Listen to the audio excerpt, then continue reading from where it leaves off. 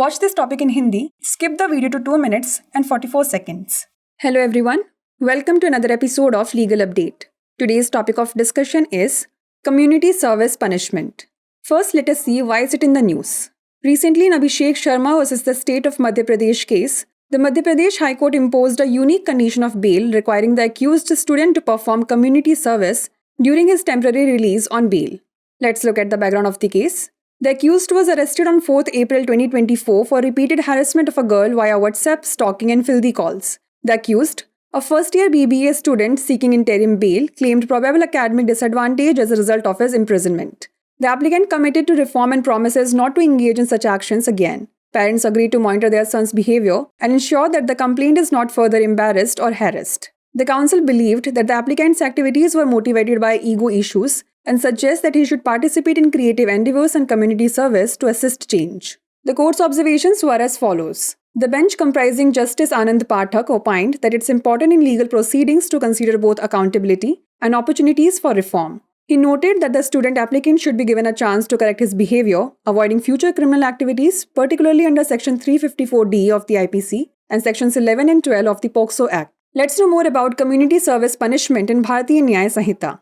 Recently, India introduced community service as a form of punishment for minor offences under the Section 4 of Bharatiya Nyaya Sanhita. This change represents a shift towards restorative justice, focusing on rehabilitation and community involvement. Offenders can positively contribute to society while addressing the harm they caused. It is the first time community service has been included in penal legislation. Let's now discuss some case laws related to it. 1. Gudikanti Narasimhulu and others vs. Public Prosecutor 1977. In this case, the Supreme Court noted that measures aimed for societal protection and individuals' rehabilitation, especially with a focus on prevention of crime, can justify the limitations on personal freedom. 2. Aparna Bhatt and others vs. State of Madhya Pradesh and others 2021. In this case, the Supreme Court examined the prevalent practice of requiring community service as a bail condition, particularly in situations involving gender-based offences. Before we wrap up, here's a question for you.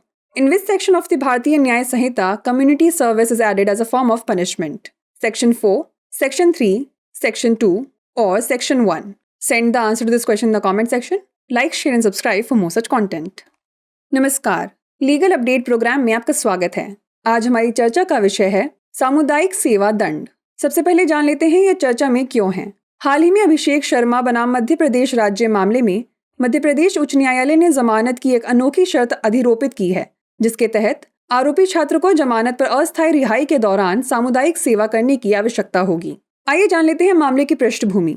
आरोपी को 4 अप्रैल 2024 को WhatsApp के जरिए एक लड़की को बार बार परेशान करने, उसका पीछा करने और गंदी कॉल करने के आरोप में गिरफ्तार किया गया था। अंतरिम जमानत की मांग कर रहे आरोपी बीबीए प्रथम वर्ष के छात्र ने दावा किया है कि कारावास के कारण उसे शैक्षणिक नुकसान हो सकता है।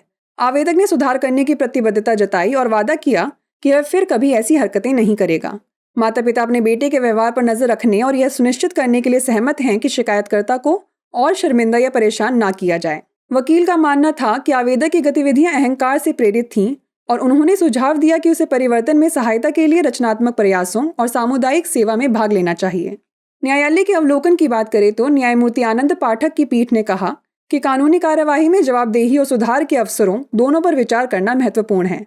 विशेष रूप से आईपीसी की धारा 354D और पोक्सो अधिनियम की धारा 11 और 12 के तहत उन्होंने कहा कि छात्र आवेदक को अपने व्यवहार को सुधारने का मौका दिया जाना चाहिए ताकि भविष्य में आपराधिक गतिविधियों से बचा जा सके।